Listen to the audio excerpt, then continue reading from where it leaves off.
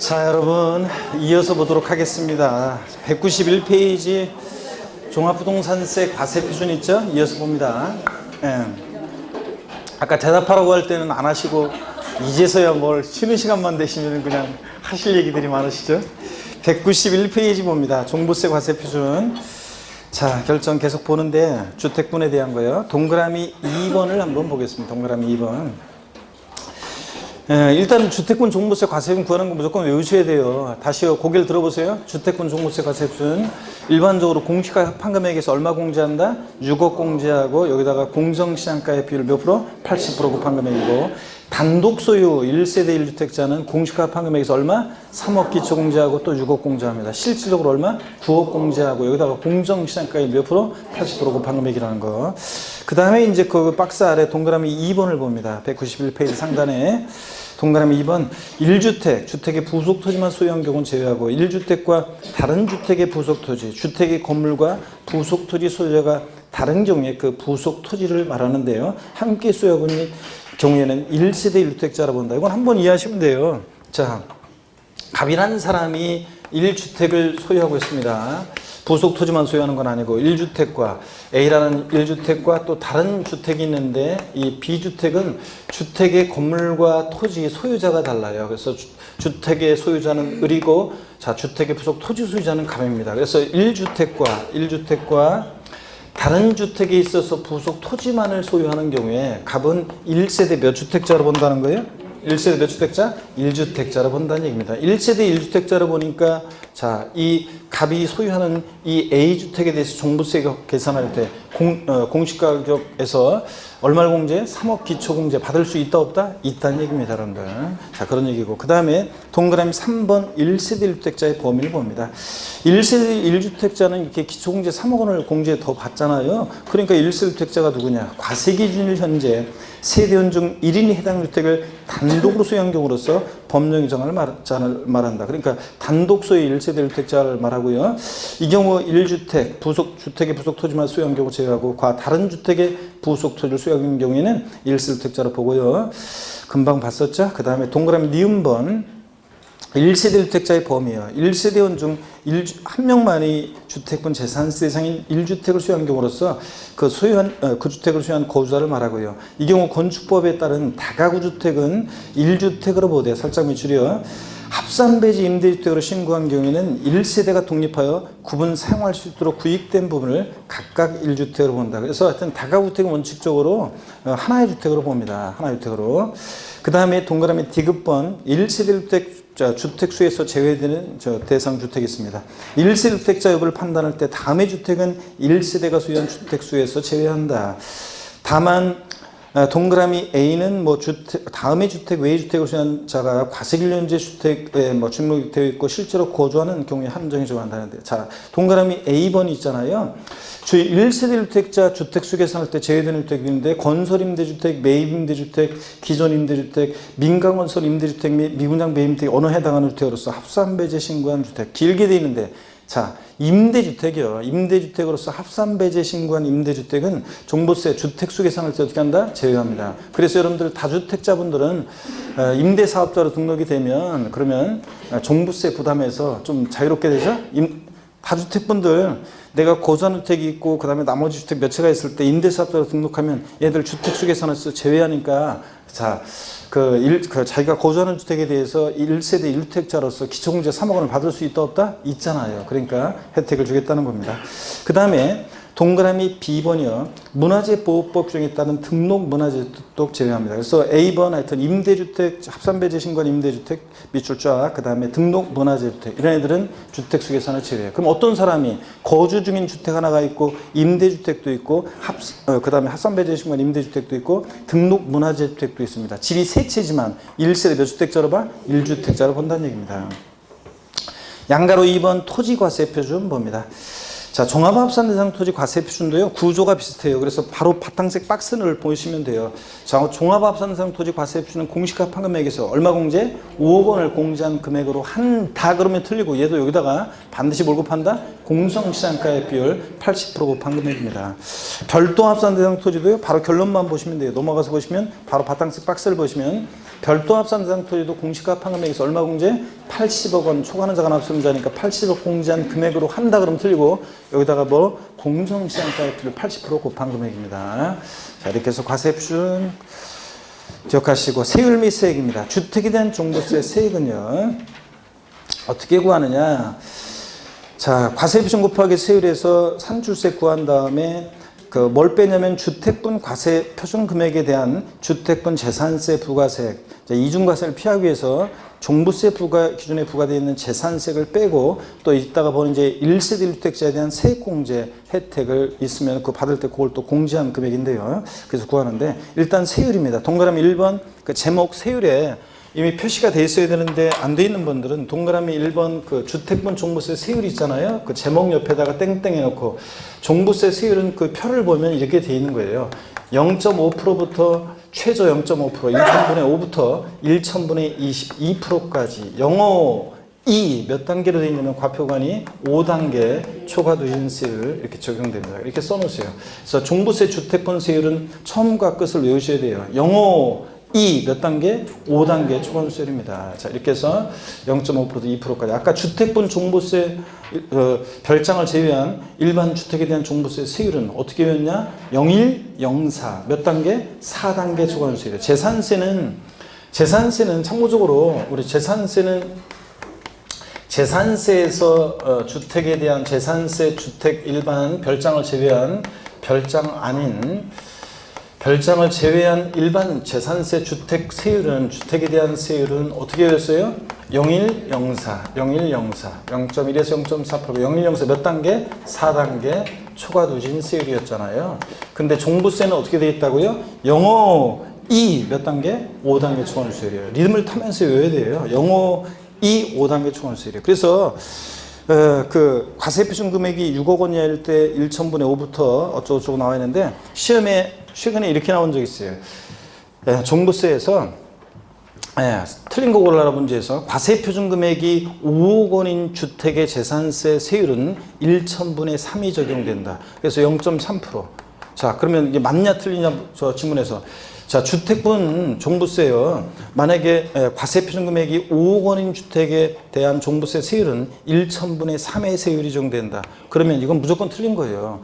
과세 표준 금액이 얼마든 뭐든 자, 그 과세 표준 금액이 5억일 때 주택분 종부세 세율은 어떻게 되더라? 이렇게 했으면 이건 무조건 틀린 거고 그러신 분들은 그래서 그 답을 골라내기가 쉽지 않고 자, 영어 2, 5단계 초과세율 이렇게 외운 사람들은 최저가 0.5니까 자, 과세 표준 금액이 5억일 때는 0.3%? 1,000분의 3? 무조건 틀린 거죠, 여러분들?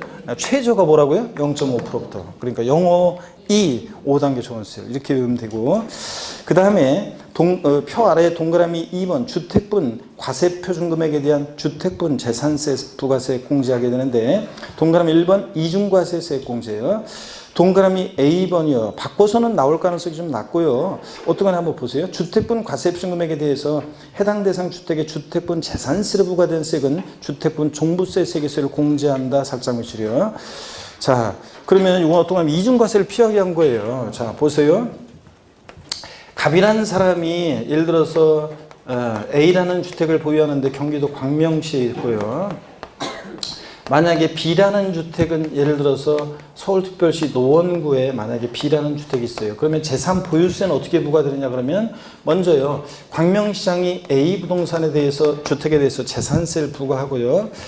A 부동산에 대해서 그 다음에 노원구청장이 B 부동산에 대해서 재산세를 1차적으로 이렇게 부과해요. 그런 다음에 개인별로 합쳐봐요. 개인별로 이걸 합쳐봤더니 법에서 정해진 일정 기준 금액을 초과 보유하게 됐어요. 그래서 종합부동산세가 부과되는 이런 경우에요. 종부세가 부과되는 경우에 2차적으로 이제 종부세가 부과되는데 문제는 종부세가 부과되는 이 부분에 지금 뭐가 과세되어 있어요? 재산세. 재산세가 이미 과세가 되어 있으니까 이중과세가 되니까 종부세 부과 기준에 부과되어 있는 뭘 빼야 돼? 재산세를 공제한다는 얘기입니다. 그러면 일정 가격까지는 재산세로 과세하고 일정 가격을 넘는 부분은 뭐로요? 종부세로 과세가 되잖아요. 그러니까 우리 현행지금 재산 보유세는 이원화되어 있다 이렇게 얘기합니다. 보유세가 이원화되어 있다. 뭐함으로 이원화되어 있냐? 재산 보유세가 현재 재산세와 종부세로요. 일정 가격까지는 재산세로, 일정 가격을 넘는 부분으로 종부세로 과세되도록 되어 있습니다. 그래서 처음에 종부세 도입됐을 때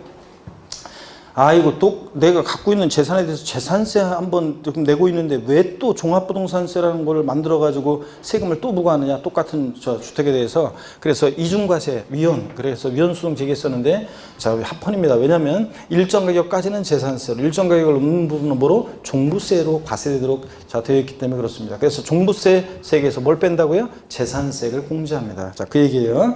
한번 이해하시면 되고, 동그라미 B번이 이제 여기 이제 작년 시험에 지문에 나왔었어요. 동그라미 B번 위 A의 경우에 주택분 재산세로 부과된 세액이 지방세법 규정에 따라 가감 조정된 세율이 적용된 경우에는, 자, 우리가 재산세는 표준세율의 50% 범위 내에서 가감할 수 있잖아요. 그 가감 조정된 세율이 적용된 경우에는 그 세율이 적용된 세, 또 122조에 따라 세부담 상한을 적용받았을 때는 적용받는 경우는 그 상한을 적용받은 세액을 말한다. 밑줄 쫙입니다. 그래서 시험에서는 바꿔서 냈는데 어떻게 바꿔서 냈냐, 가감 조정된 세율이 적용된 경우에는 그 적용되기 전에 세액을 적용하고, 그 다음에 세부담 상한을 적용받는 경우에는 세부담 상한을 적용받기 전에 세액을 적용한다. 이렇게 바꿔서 나왔습니다. 작년에. 아니고, 자, 가감 조정하면 가감 조정된 세율, 세액을 적용하고, 그 다음에 세부담 상한선이 적용될 때는 그 적용받은 세액을 공제한다는 얘기입니다, 여러분들. 자, 요걸 공제한다.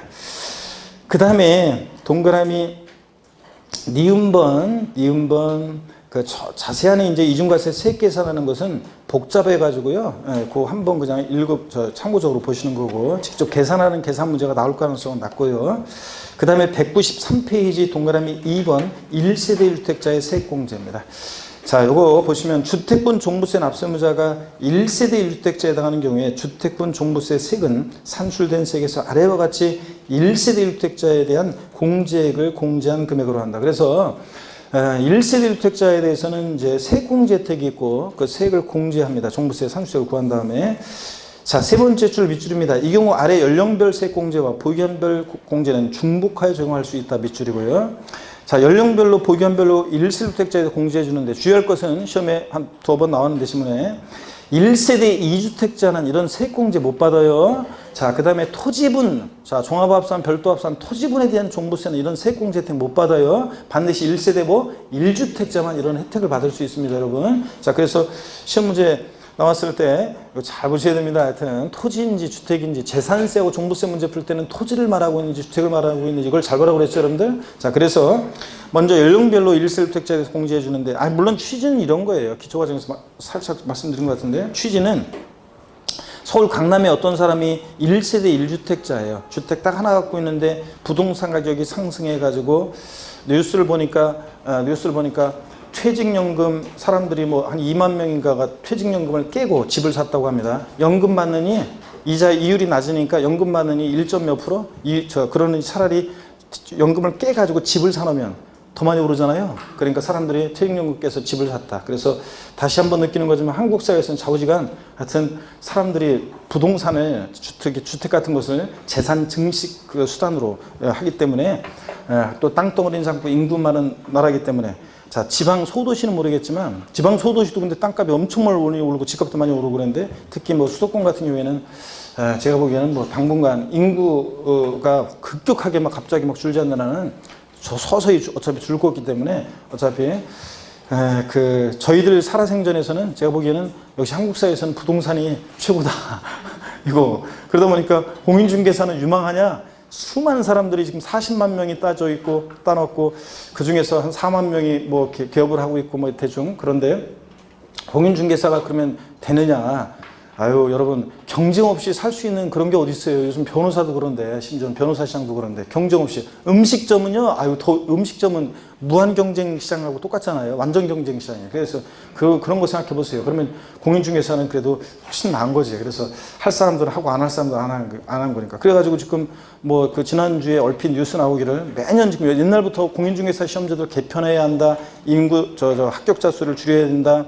또 주택관리사처럼 상대평가를 도입해야 한다. 그래가지고 하는데, 지난주에 보니까 국토교통부에서 신문 기사 혹시 보셨습니까? 국토교통부에서 저 상대평가로 이거 전환하는 것을 뭐 고려한다 그래서 그 나오더라고요. 상대평가. 근데 유예기간을 둬야 되니까 뭐 5년 정도 유예기간을 두고서 상대 공청회 열고 이렇게 해가지고 하겠다 뭐 이런 식으로 추진하려고 하는데 요번에는 좀 느낌이 안 좋아요. 근데 여태까지는 계속 중개사 개편 제도가 나왔어요. 그런데 이게 쉽지가 않은 게 공인중개사는 다 그 사람들이 사회에 지금 그 다 자리 잡고 있는 사람들이고 공인중개사 공부하는 사람들이 인구가 예를 들어서 19만 명, 20만 명이잖아요. 그래서 응시하는 인원이 거기다 4인 가족 생각해 보세요.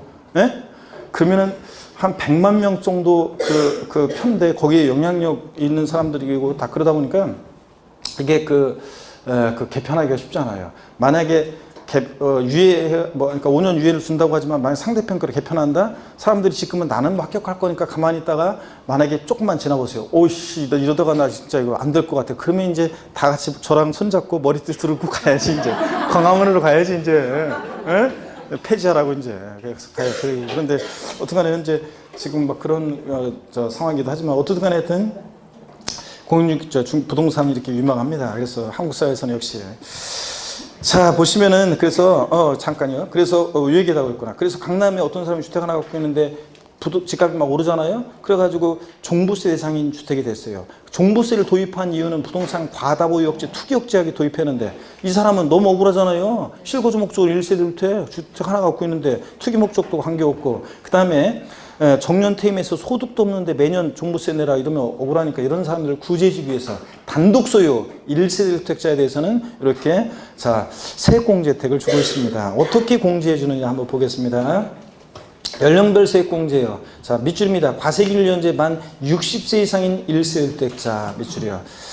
다음에 연령별 공제하는데 반드시 60세 이상이어야 되고요. 자, 1세 주택자여야 되고 그 다음에 연령별로 표를 보세요. 60세 이상 65세 미만 64세까지는 산출세액 몇 프로? 10% 공제해주고 65세 이상 70세 미만 69세까지는 20% 공제 70세 이상 몇 프로? 30% 세액 공제해주고 있습니다.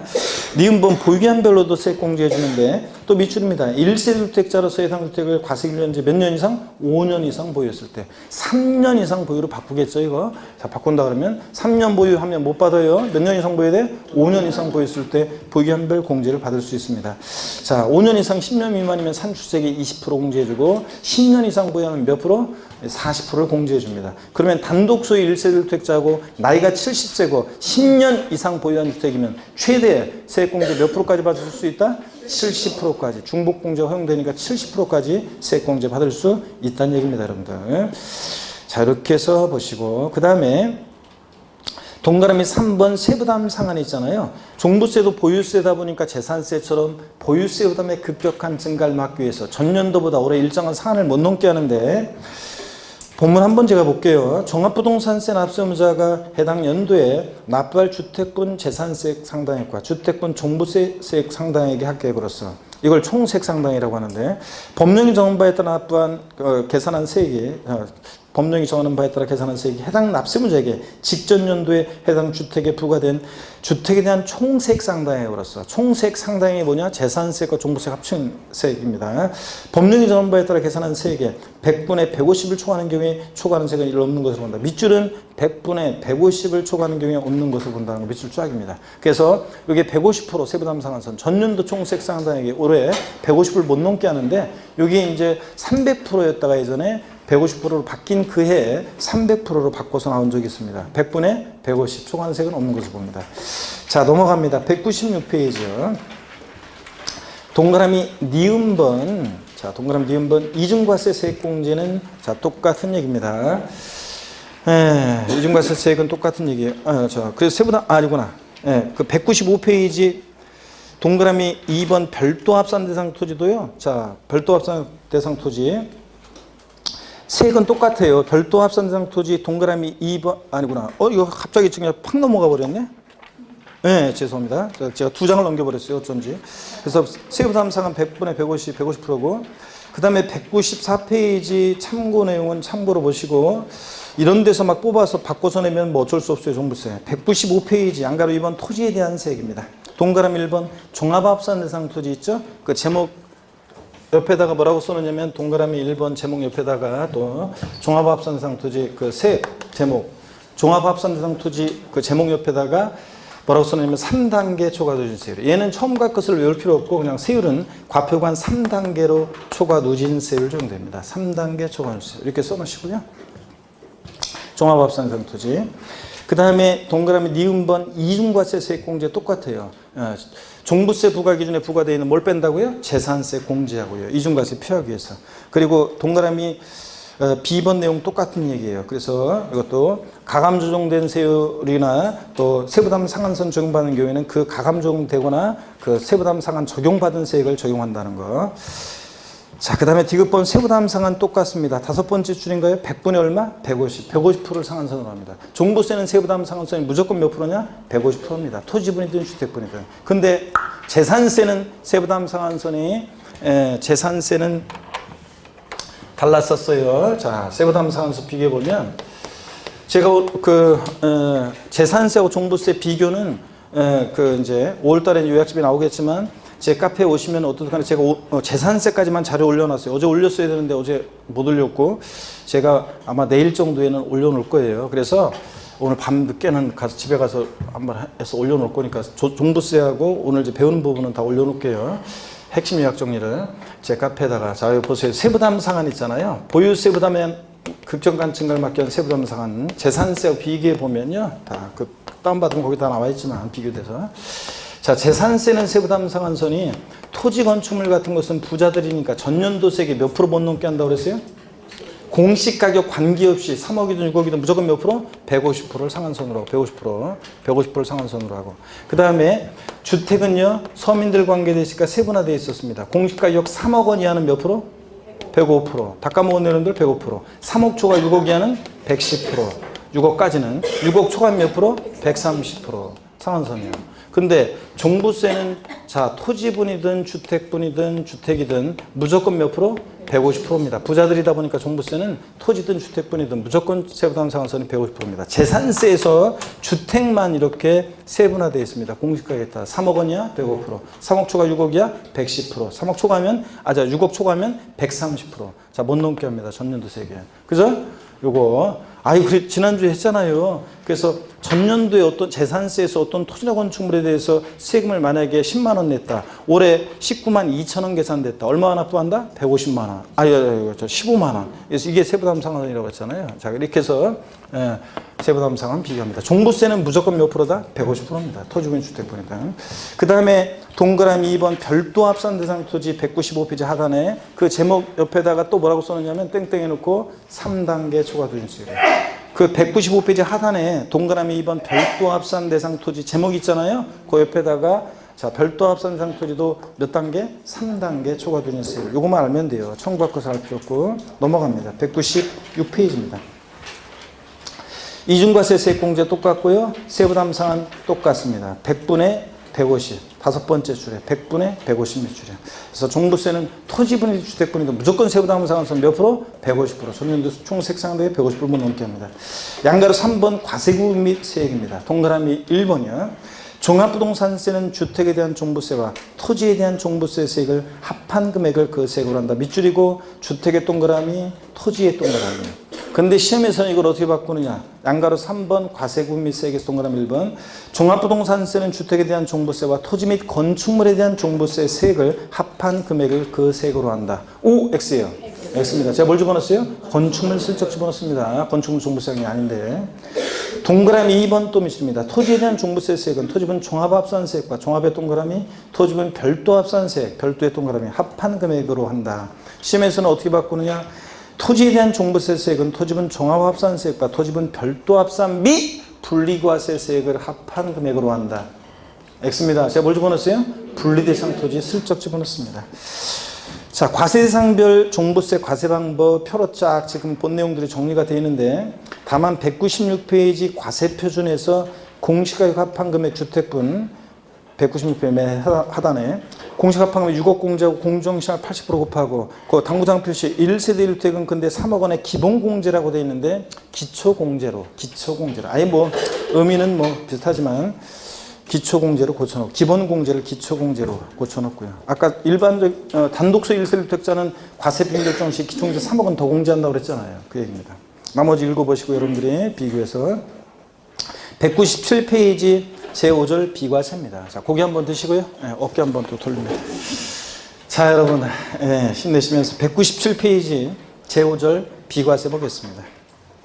어떤 경우에 종부세 비과세되느냐? 재산세 비과세 등의 준용 봅니다. 법률 등의 준용. 지방세 특례제한법 또는 조세 특례제한법에 의한 재산세 비과세 과세면제 경감에 관한 규정은 종부세 부과에 이를 준용한다 밑줄 쫙이에요. 그래서 여러분요, 재산세가 비과세 감면되면 종부세도 비과세 감면됩니다. 시험에서 종부세 대상 인거 아닌 거 고르는 문제에서 지방세법상 재산세가 비과세되는 토지, 종부세 대상이 되겠습니까? 지방세법상 재산세가 비과세되는 토지는 종부세 대상이 돼야 안 돼요? 안 됩니다. 당연히 종부세도보다 비과세입니다. 이런 식으로 나온 적이 있습니다. 뭐 그 양가로 이번 준용의 제한 같은 것은 한번 읽어보시면 당연히 그런 거예요. 뭐 당연한 얘기고요. 넘어갑니다. 198페이지 제6절 납세 절차입니다. 당연히 또 납세 절차도 또 중요합니다. 과세 기준일 및 납세지인데요. 자, 종부세도 보유세다 보니까 과세 기준일이 있습니다. 매년 언제로 합니까? 6월 1일. 재산세 과세 기준일인 매년 6월 1일로 한다. 그래서 재산세와 종부세 과세 기준일은 동일합니다. 둘 다 6월 1일로 똑같습니다. 양가로 2번 납세지입니다. 동그라미 1번 종부세 납세 의무자가 개인인데 그 앞에다가 거주자인 개인 앞에다가 거주자인 개인 이렇게 좀 써놓으세요. 거주자인 개인. 자, 그래서 정확하게 종부세 납세 의무자가 거주자인 개인 또는 법인으로 보지 않는 단체의 경우에는 소득세법 규정을 준용하여 납세지를 정한다. 밑줄 쫙이요. 자, 그러다 보니까 소득세법 규정을 준용하니까 거기다가 또 밑줄 쫙 꺼가지고 소득세법 규정을 준용하니까 밑줄 쫙 꺼가지고 그러니까 원칙적으로 어디라고요? 원칙적으로 주소지입니다. 거주자인 개인일 때 주소지 없을 때는 이제 거소지를 납세지로 합니다. 근데 시험에서는 어떻게 바꾸느냐? 자, 부동산을 제가 주택분 종부세 납세 의무자가 여러 곳에 부동산을 보유하고 있는 경우에 종합부동산세 납세지 문제에서 이제 거주자인 개인이 거주할 때 납세지는 그 각각의 부동산 소재지 관할 세무서로 한다. OX예요. X입니다. 각각의 부동산 소재지가 아니라 주소지를 납세지로 합니다. 거주자인 개인일 때는 어디? 주소지. 자, 주소지 없으면 거소지요. 부동산 소재지로 바꿉니다. 시험에서는. 그 다음에 동그라미 2번, 3번을 읽어보시면 되고요. 2번 납세 절차 봅니다. 양가로 1번 부가징수 및 납부장소. 종합부동산세는 동그라미 1번 부가징수를 원칙으로 합니다. 동그라미 기억번 밑줄인데 관할 세무장은 납부할 종부세액을 결정하여 당연도 언제요? 12월 1일부터 12월 15일까지 부가징수합니다. 밑줄자.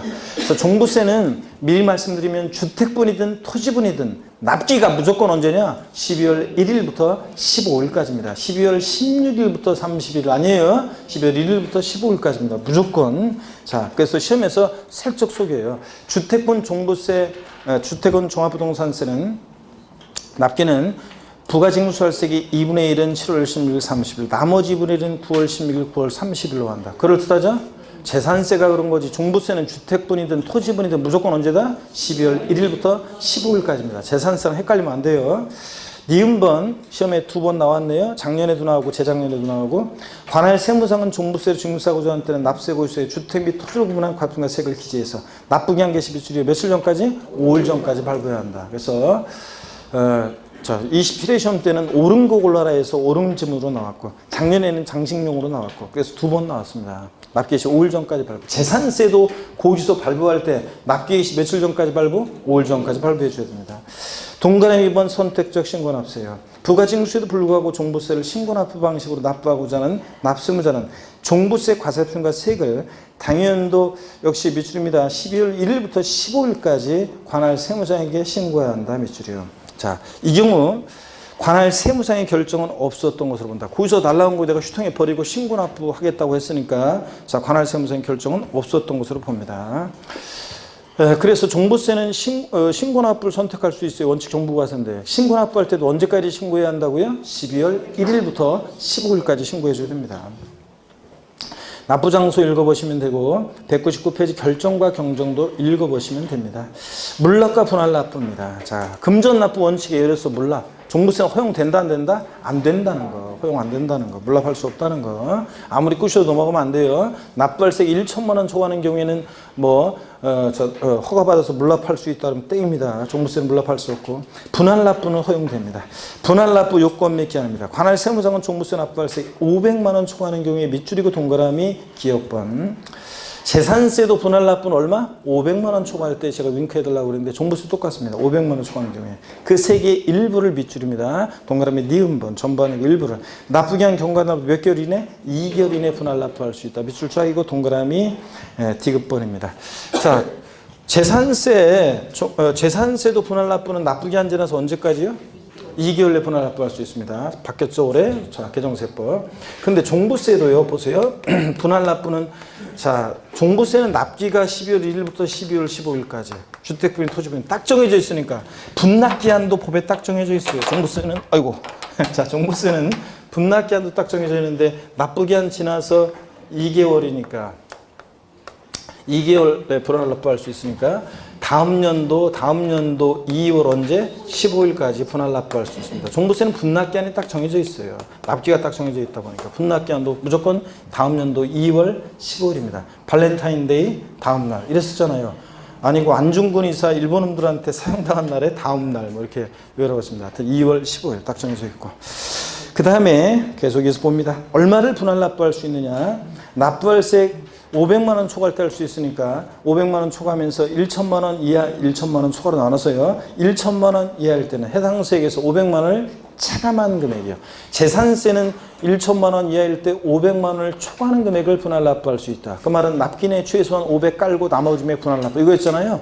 근데 종부세는 표현이 좀 다르지만 의미는 똑같아요. 해당 세액에서 500만 원을 차감한 금액이니까 종부세 납부할 세액이 900만 원이다. 최대 분납가는 금액 얼마입니까? 400만 원. 똑같습니다.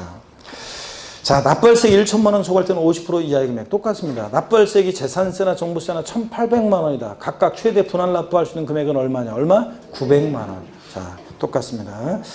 분할 납부 신청 역시 납세고지서를 받은 자가 분할 납부할 때는 종부세 납부기한 내 신청서를 관할세무서에 제출하면 됩니다. 납부기한 내 신청서 제출 밑줄이요. 10일 전이 아닙니다. 기한 내에 그냥 신청서에 제출하면 돼요. 밑줄. 부가세, 종부세 납세무자는 종부세 납부세액의 100분의 20에 해당하는 농어촌 특별세가 부가세로서 부과된다. 밑줄. 그래서 종부세 부가세는 우리가 어떻게 외웠냐면 어떻게 외우라고 그랬어요? 종농이. 네, 종농이 이렇게 외웠습니다. 그래서 종부세 부가세는 우리가 종농이. 그래서 종부세 부가세는 종농이 이렇게 외웠습니다. 재산세는 재진이, 종부세는 종농이, 농특세가 종부세는 농어촌 특별세, 농특세가 종부세액이 몇 프로? 20% 부과됩니다. 20%. 자, 그래서 재산세는 재진이, 종부세는 종농이 이렇게 외웠습니다. 넘어갑니다. 이렇게 해서 우리가 보충 내용은 200페이지 내용은 참고적으로 보시고요. 여기서 시험을 낸다 그러면 어쩔 수가 없고 읽어보시고요. 그 다음에 201페이지 잠깐 한번 보세요. 201페이지 1번 문제 한번, 기출문제 한번, 과세대상 여러분이 아까 어려워했으니까 요거만, 요거 과세대상만 살짝 한번 봅니다. 24회 기출문제. 종부세법상 종부세 과세대상이 아닌 것을 모두 고른 것은, 자, 종중이 1990년 1월부터 소유하는 농지. 토지가 나오면 토지용을 구분해야 돼. 종부세 대상인지 아닌지는. 자, 얘는 어느 용의 토지예요? 종중 소유 농지, 종중 소유 임야는 어느 용의 토지예요? 분리, 소유 분리. 분리대상 토지니까 종부세상이 아닙니다. 1990년 1월부터 소유하는 수도법에 따른 상수원 보호구역의 임야. 임야는 원칙 종합합산인데 예외적으로 법 나왔죠? 지구 구역 내에 있는 임야니까 뭐가 돼? 분리. 분리상 토지니까 종부세상이 아닙니다. 지방세법에 따라 재산세가 비과세되는 토지. 종부세 대상입니까? 아닙니다. 재산세가 비과세되면 종부세도 뭐니까? 비과세되니까. 취득세 중과세 대상인 고불확장형 건축물. 어떤 건축물이든 건축물은 상가든 공장용이든 고불확장용이든 종부세상이 아닙니다. 종부세상 아닌 거 모두 아니네요. 네, 그래서 이렇게 모두 아닌 거로 나오기도 하고 이렇게 하나 정도는 대상인 게 있지 않을까 이러면 안 된다고 그랬습니다. 자, 202페이지 2번 문제 한 번 더 풀어보겠습니다. 2번 문제 하나만 더 풀어볼게요. 이것만 하나만 더 풀어볼게요. 2번 문제만 더. 종합부동산세 과세기준일 현재 과세대상 자산이 아닌 것을 모두 고른 것은 그랬습니다. 기업번에 여객자동차 운송사업 면허를 받은 자가 그 면허에 따라 사용하는 차고용 토지. 상상해야죠. 차고용 토지하면 딱 머릿속에 떠올라야 되는데 차고지. 자, 뭡니까? 별도 합산입니다. 종부세 대상이 돼야 안 돼요? 됩니다. 별도니까 대상이 되고. 그 다음에 니은번 국내에 있는 부부 공동명의 지분 비율이 동일하고요. 된 1세대 1주택의 공시가격이 10억인 경우. 자, 그러면 얼마씩 나눠져요? 부부 공동명의니까 5억씩. 그러면 종부세 과세 돼야 안 돼요? 안 됩니다. 공장용 건축물. 어떤 건축물이든 건축물 아니라고 그랬죠? 아니고. 회원제 골프장용 토지. 공시가격이 100억 원인 경우. 골프장용 토지 뭐예요? 토지 나면 토지용을 무조건 구분해야 돼요. 토지는, 얘네 골프장용 토지는 뭐예요? 고율분리. 종부세 대상이 아닙니다, 여러분들. 자, 그래서 대상이 아닌 거 고라고 했는데 어떤 게 아니냐? 니은번, 디귿번, 리을번. 아니네, 여러분들? 그래서 이런 식으로 다 문제를 풉니다. 한 가지를 빼먹었네요. 잠깐 어디로 가시냐면 제가 종부세에서 요거 한다고 하다가 그냥 지나왔는데 182페이지입니다. 182페이지 앞으로 다시 가셔가지고 182페이지 양가로 7번 182페이지 양가로 7번 세대에서 동그라미 4번 자 보겠습니다. 혼인함으로써 1세대를 구성하는 경우에 혼인한 날부터 5년 동안은 위 일의 규정에도 불구하고 주택 또는 토지를 소유하는 자와 그 혼인한 자별로 각각 1세대로 본다. 밑줄 쫙입니다. 포인트는 5년 동안은. 그게 무슨 얘기냐? 자, 원래 결혼 전에 남자가요 주택을 갖고 있었어요. 여자가 주택을 갖고 있었어요. 혼인 전에. 근데 세대를 합쳤어요. 그 합치기 전에는 1세대 1주택자로서 돌싱들이었나? 원래 각자의 1세대 1주택자로서 원래 1세대 1주택자는 아까 연령별 보유기간별 세액공제도 받고 그 다음에 기초공제 3억 원도 받았잖아요. 그랬었는데 그 혜택을 받고 있었는데 혼인했어요. 1세대 2주택이 돼. 그러면 기초공제 3억 원도 공제 못 받고 그 다음에 연령별 보유기간별 공제 이런 것도 못 받아요. 그러면 혼인했다는 이유만으로 졸지에 세금 부담이 늘어나는 거잖아요. 자, 혼인했다는 이유만으로 세금 부담이 늘어나면 안 되잖아요. 그래서 혼인한 날로부터 몇 년? 5년 동안은 각각 1세대 1주택자로 봐요. 그러니까 5년 동안은 이런 혜택을 받을 수 있다 없다? 있다는 얘기입니다. 이해되십니까, 여러분? 자, 그런 얘기고 동그라미 5번입니다. 동고부양하기 위해서 합감으로써 과세기준제 60세 이상의 직계존속. 직계존속 중 어느 한 사람이 60세 미만인 경우는 괜찮아요. 양측 모두 60세 이상일 것을 요하지 않고요. 60세 이상의 직계존속과 1세대를 구성하는 경우에는 위 이래도 규정에도 불구하고 역시 또 쭉 미칩니다. 합가한 날부터 5년 동안은 주택 또는 토지 소유한자와 그 합가한자별로 각각 1세대로 본다. 5년 동안은 역시 효도 과정이 부모님 모시고 위해서 세대를 합쳤어요. 그래서 1세대 2주택이 됨으로 인해서 1세대 1주택자의 혜택을 못 받으면 안 되잖아요. 그러니까 합가한 날부터 몇 년 동안? 5년 동안은 각각 1세대로 봅니다. 자, 그래서 5년 동안 혜택을 받을 수 있다는 얘기예요. 가로 안에 합가한 당시에는 60세 5년 동안은 그 가로 안에 5년 동안에서 가로 안에 세 번째 줄 합가한 5년 동안에서 합가한 날 당시는 60세 미만이었으나 합가한 후 과세기준일 현재 60세에 도달한 경우에는 합가한 날로부터 5년의 기간 중에서 60세 이상인 기간 동안만 이제 각각 1세대로 봅니다. 무슨 얘기냐? 한 번만 이해하시면 돼요. 이런 것까지 물어볼 가능성 높지 않지만 한번 자 어떤 얘기냐? 이런 얘기입니다. 예를 들어서 보세요. 한 번만 이해하시면 되는데 자 예를 들어서 57세에 부모님이 57세에 합가했어요. 부모님 57세에 합가를 했는데 요즘은 이 연로자의 어떤 기준을 요즘은 그 60세면 아주 정년 퇴임에 맞춰가지고 이게 한 건데 연로하신 노부모님 동고부양으로 했을 때는 이건 조금 기준이 안 맞는 것 같아요. 아까 1세 1주택자에 대한 연로자 공제 60세 이상 요 공제는 그 정년 퇴임과 관계돼 있으니까 60세로 해도 괜찮은데 제가 보기에는 60세, 요즘 정년 퇴임, 그 정년 나이를 또 너무 올려버리면은 젊은 애들이 또 취업을 못하니까 또 일자리를 뺏는 게 되니까 또 그런 문제가 생기고 하여튼 여러 가지 문제인데 57, 노부모 동고부양은 60세는 너무 작은 것 같아요. 제가 보기에는. 적어도 몇 세로? 70세로. 100세 시대인데 70세로 올려야지.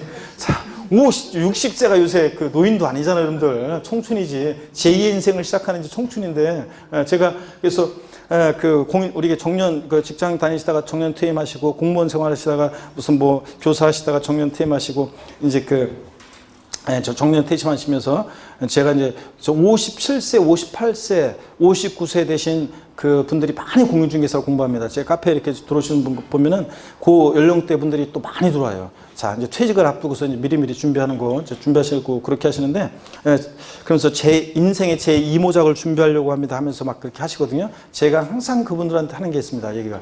맞습니다. 인생 이제 60부터 이제 제2 인생을 이제 시작해야 되는데, 우리가 저 경제적인 활동 안 하고 그냥 놀아버려요? 그럼 너무 길잖아요, 인생이. 그러니까, 앞으로도 우리가 앞으로 그러다 보니까 진짜 60세부터 이제 공부해야 할 나이고, 수많은 사람들이 60세에 넘어서 60 전후로 하신 분들이 합격생들이 많습니다. 학원에서 다 공부하시면 머리가 굳어서 이런 핑계 대지 마세요.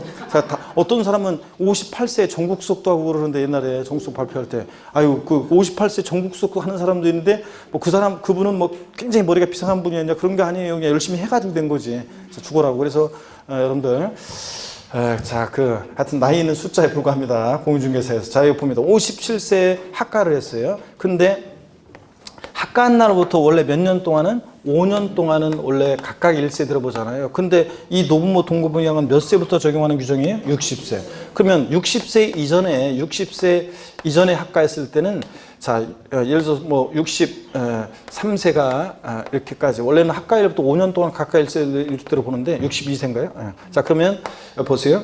학과 한 이후에 60세에 도달한 때는, 자, 60세가 된 이후에 요 기간만 어떻게 한다? 요 기간만 각각 1세대로 본다는 얘기입니다. 이해되십니까, 여러분? 그래줘야지, 당연히.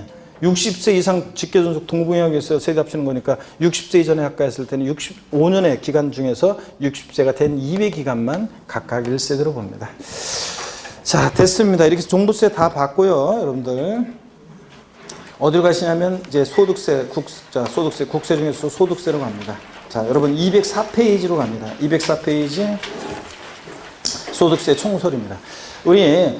자, 소득세는 자연인 개인의 소득에 부과하는 세금인데요. 제1절 소득세 총설입니다. 1, 2월 과정에서도 다 공부했던 내용들입니다. 소득세 개요 빠르게 보겠습니다. 그래서 소득세는 자연인 개인의 소득에 부과하는 거죠. 소득세는 자연인 개인이 과세기간 동안, 소득세 같은 세금들은 세금을 과세하는데 기간을 두고 있습니다. 매년 1월 1일부터 12월 31일까지 기간 동안 발생한 소득을 대상으로 하는 국세입니다. 법인이 소득 발생하면 법인세, 개인의 소득은 소득세입니다. 특징, 개인주의 과세합니다. 소득세는 부부도 따로따로 개인별로 과세합니다. 부부 합산하지 않고요. 또 소득은 열거가 되어 있습니다. 그래서 205페이지 제가 지난 시간에는 다 이렇게 판사하면서 설명드렸는데 오늘 바로 보겠습니다. 우리의 소득세는 소득세법에 소득이 열거가 되어 있는 8가지 소득이 열거가 되어 있습니다. 그래서 그 표를 보니까 이자, 배당, 사업, 근로, 연금, 기타 소득해서 6가지 소득을 종합소득이라고 하고, 종합소득에 대해서는 1년을 단위로 해서 전부 다 얘네들을 합산해서 과세하는 종합과세 방식을 취하고 있습니다. 그래서 여러분들이 직장 다니시면서 근로소득 발생했어요. 또 임대업 하면서 상업소득 발생했어요. 그럼 전부 다 합산합니다. 또는 뭐 이자소득 발생한 게 있어요. 전부 다 합산해서 종합소득세가 과세가 됩니다. 종합소득세로서. 그 다음에 분류과세. 광식에서 퇴직소득과 양도소득이요. 얘네들은 따로 이제 분류해서 얘네들 과세하는데, 어쨌든 간에 이렇게 소득은 8가지가 열거가 되어 있습니다. 자, 신고납세. 자, 소득세는 납세무자가 세금 계산해서 신고납부하는 세금이고요. 양가로 3번 소득세 과세 방식이요. 원래 세분하면 3가지가 있는데 제가 2가지만 열거해 놨습니다. 종합과세라는 거 아까 봤었잖아요. 종합과세라는 소득을 그 종류에 관계없이, 아까 이자, 배당, 사업, 근로연금, 기타 소득들, 이 종합소득에 해당되는 소득들 종류에 관계없이 일정한 기간, 1월 1일부터 12월 30일까지 단위로 해서 전부 다 합산해서 과세하는 방식을 말합니다. 그래서 이자소득도 발생하고, 만약에 근로소득도 발생하고, 사업소득도 발생하면 전부 다 합산해가지고 종합소득세를 계산합니다. 현행 소득세법은 이자, 배당, 사업, 근로연금, 기타 소득에 대해서 개인별로 합산해서 과세한 것을 말합니다. 밑줄은 동그라미 2번입니다. 분류과세요. 다른 소득과 합산하지 않고 밑줄입니다. 소득 발생의 원천이나 유형별로 구분해서 과세하는 것을 말합니다. 따로 어떤 게 분류과세하느냐, 퇴직소득과 양도소득에 대해서 분류과세한다. 밑줄이요. 우리 시험에서 중요한 양도소득이 어떤 과세 방식을 채택하고 있다? 분류과세 방식. 그래서 여러분이 부동산 팔았어요. 양도소득세 계산할 때 여러분의 근로소득이나 상업소득과 양도소득을 합산해야 돼요? 아닙니다. 양도소득만 따로 구분해서 분류해서 과세합니다. 그래서 시험에서는 양도소득에 대한 과세 표준은 종합소득 및 퇴직소득에 대한 과세액순에 합산하여 과세한다. 땡. 포함하여 과세한다. 땡입니다. 뭐 한다고? 별도로 구분해서, 분류해서, 구분해서 과세합니다. 따로. 자, 이 정도 아시면 되고요. 그 다음에 지난 기초과정에서 자세히 설명했기 때문에 오늘 이런 식으로 보고 갑니다. 과세기간, 소득세는 과세기간을 두고 과세합니다. 그렇지 않으면 소득 발생할 때마다 소득세 신고하라면 매일 저는 소득 발생하는데 소득세 신고하다 1년 다 보내죠. 그래서 일정한 기간을 단위로 과세하는데 소득세 과세기간은 매년 1월 1일부터 언제까지? 12월 31일까지 1년으로 합니다. 예외, 소득세는 법인세와 달리 원칙적으로 과세기간을 임의로 설정하는 것이 허용되지 않고 있습니다. 나는 소득세 과세기간을 3월 1일부터 뭐 2월 28일까지로 할 거다. 이런 거 된다 안 된다? 안 됩니다. 자, 근데 다만 예외가 없느냐? 있긴 있어요. 기억번 이런 거 슬쩍슬쩍 그냥 봅니다. 저 밑줄 연필 같은 거 줄그면서 고주자가 사망했다 그러면 과세기간은 1월 1일부터 언제까지? 사망한 날까지입니다. 과세기간으로 합니다. 사망일 전날 아니고 사망한 날까지. 206페이지 니은번 고주자가 주소 고소를 국외로 이전해서 비고주자가 될 때는 과세기간은 1월 1일부터 언제까지? 출국한 날까지를 과세기간으로 해서 소득세 계산합니다. 출국일 전날 아닙니다. 자, 이렇게 2번 납세무자 납세입니다. 양도소득세 납세무자는 소득세법 총칙이 규정하고 있는 개인인 경우에 그 개인을 고주자와 비고주자로 나눠서 납세무의 범위를 달리하고 있습니다. 그럴 때 납세지도 달라지고요. 고주자, 비고주자 여부에 따라서 납세무의 범위와 납세지가 달라지는데 먼저 한가로 1번 자 고주자, 비고주자에서 고주자가 누구냐? 의의를 보면 고주자란 국내, 우리나라 국내를 항상 얘기합니다. 우리나라 국내 주소가 있거나 주소 없더라도 183일 이상 거소를 둔 그 개인을 우리가 말합니다. 그 다음에 과세소득의 범위, 고주자에게는 소득세법 규정하는 모든 소득에 대해서 과세합니다. 밑줄 쫙이요. 그래서 국내 소득뿐만 아니라 뭐요? 국외 소득도 과세합니다. 고주자 그러면 항상 가수 싸이를 떠올리라고 그랬어요. 자랑스러운 가수 싸이. 자, 싸이는 본명 박재상, 주소는 서울특별시 강남구 땡땡동에 주소를 두고 있는 고주자입니다. 그러니까 싸이가 우리나라 국내에서 발생한 소득뿐만 아니라 모두 국외에서 발생한 소득도 다 우리나라 국세청에 소득세 납세 의무가 있습니다. 동그라미 B번은 뭐 별거 아니에요. 해당 과세기간 종료일 10년 전부터 국내 주소나 거소를 둔 기간의 합계가 5년 이하인 외국인 고주자에게는 과세 대상 소득 중에서 국외에서 발생한 소득의 경우에 국내에서 지급되거나 국내로 송금된 소득에 대해서만 과세한다. 그런데 뭐 별거 아닙니다. 한 번만 이렇게 그 구조를 이해하시면 돼요. 여기 보세요, 여러분들. 뭐 다음 순환에 원래 봐도 되는 건데. 자, 보세요. 과세기간 종료일, 과세기간 종료일 전 10년 내 이 기간 동안에요. 국내에 주소나 거소가 있다 없다 한 기간이 5년 이하의 주소나 거소를 둔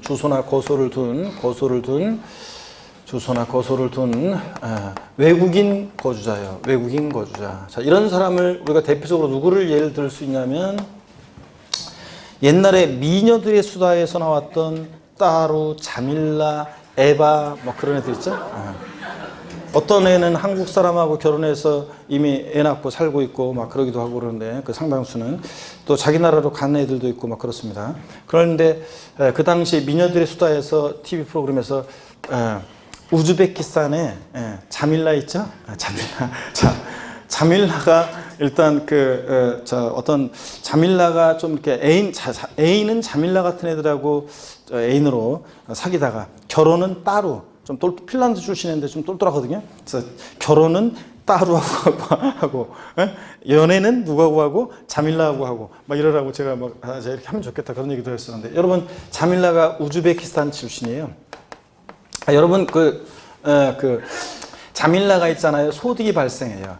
자, 이렇게 과세기간 종료일 10년 내 5년 이하의 주소고소를 외국인 고주자가 국외에서 발생한 이 소득은요, 원칙적으로 이거 우리하고 뭔 관계가 있어요. 자밀라가 우즈베키스탄에서 소득 발생하는 거. 근데 다만 우리나라 국내에서 이 소득이 지급되거나 또 국내로 송금된 이런 경우에만 요 외국인 거주자는 납세 의무가 있다는 얘기입니다. 이해되십니까, 여러분? 뭐 이런 얘기예요. 한번 구조만 보면 됩니다. 요 얘기 하면은 요거는 기억 못하고 사람들이 되게 펜팔, 예? 핀란드 요거만 기억하시는데 제가 그래가지고 그 핀란드 아줌마들이 왔더라고요. 그래가지고 하는 거 보면서 야 진짜 내 걔 사진도 있고 주고받던 편지가 지금 엄청 많아요. 저 3년 동안 편지 주고받아가지고 그 편지 그다음에 선물 뭐 이런 거 그대로 지금도 있거든요. 그 편지를 꺼내서 제가 얼마 전에도 읽어보면서 아 진짜 저 지금 아줌마가 돼 있을 건데 북유럽에 어떤 이 여자들처럼 돼 있을 건데 그런 생각하면서 진짜 아주 유심히 봤습니다. 생각하면 할수록 아주 억울합니다 진짜. 예? 자. 아직도 안 늦었다고요? 자, 보겠습니다, 여러분들. 207페이지 봅니다. 그래서 거기 그 얘기고 납세지 디귿번 봅니다. 거주할 때 납세지는요. 거주의 소득세 납세지는 주소지로 합니다. 밑줄이요. 주소지 없으면 거소지로 하고요. 당연히 국세니까 집 가까운 볼립을 하고 주소지 관할 세무서를 납세지로 합니다. 동그라미 2번 비거주예요. 비거주하는 거주자가 아닌 개인인데 국내에 주소가 없거나 183일 이상 거소 두지 아니한 개인을 말합니다. 그러니까 자 가수 마돈나를 떠올리라고 그랬습니다. 과세소득의 범위여 비거주자에게는 국내 소득세법에 따른 국내 원천 소득에 대해서만 과세한다는 거 밑줄이요. 그래서 마돈나가 우리나라 국내에서 소득이 발생했다. 당연히 그럼 소득세 납세 의무가 있습니다. 근데 마돈나가 미국에서 소득 발생했다. 우리하고 뭔 관계가 있어요, 여러분들? 자, 그래서 국외 소득은 납세 의무 없고요. 납세지 비거주의 소득세 납세지는 주소 고소지로 갈 수 없으니까 국내 사업장 소유지. 국내 사업장이 둘 이상이면 주된 국내 사업장 소유지고 다만 국내 사업장이 없다 그러면 국내 원천 소득이 발생하는 장소로 갑니다. 자, 이렇게 해서 쭉 보시고요. 자, 207페이지 그래서 거의 표에 정리가 되어 있습니다. 거주자, 비거주자. 자, 거주할 때는 과세 범위가 제한이 없으니까 무제한 납세 의무자다 얘기하고 국내 자산 특히 양도소득세로 범위를 좁혔을 때는 국내 소지하는 자산의 양도소득뿐만 아니라 거주자는 국외 소지의 자산의 양도소득 납세 의무가 있는데 다만 국외 소지하는 자산에 대한 양도세 납세 의무자는 그냥 거주는 안 되고 거의 밑줄이죠. 해당 자산의 양도일까지 계속해서 몇 년 이상? 5년 이상 주소고소 둔 거주자만이 국외재산에 대해서 납세 의무가 있습니다. 국내 4년 주소고소 둔 거주자는 국외재산에 대한 양도소득세 납세 의무가 있다 없다? 없습니다. 그냥 소득세가 아니라 양도세는 이렇게 5년 이상 주소고소 둔 거주자만이 납세 의무가 있다. 자, 그 다음에 뭐 납세지는 똑같고요. 비거주자도 자 보시면 됩니다. 자, 비거주자가 국외에 있는 토지를 양도했을 때 자, 비거주자가 국외에 소지하는 토지를 양도했다. 양도세 납세 의무가 있어요, 없어요? 없습니다. 국내 자산을 양도했을 때만. 쭉 읽어보시고요. 자, 법인격 없는 단체도 쭉 한번 보면 됩니다. 원래 법인의 소득은 법인세지만 법인격 없는 사단이나 세단 단체는 소득세법 규정을 준용해서 자, 소득세 납세가 있게 됩니다. 거주자, 비거주자 의제는 넘어갑니다. 이거 나중에 요약집에서 5, 6월 달에 살짝 한번 볼게요. 자, 208페이지 제2절 부동산 임대 관련 사업소득입니다. 자, 그래서 여러분요, 우리가 이제 부동산 임대 관련 사업소득 있잖아요. 요걸 갖다가 오늘 이제 처음으로 요거 이제 한번 배워볼게요. 원래는 작년에는 5, 6월 달에 설명하고 그랬었는데 요새 최근에 작년에 문제가 나오는 바람에 뭐 어떤 타사 같은 데라는 정모의사 할 때 이미 3, 4월 달에 모의고사를 벌써 내버리고 막 이렇게 하기 때문에 이걸 나중에 내야 되는데 벌써부터 막 낸단 말이죠. 그래서 임대 관련 상업소득, 부동산 임대업을 살짝 한번 잠시 쉬었다가 소개해 드리도록 하겠습니다. 잠깐 쉬겠습니다.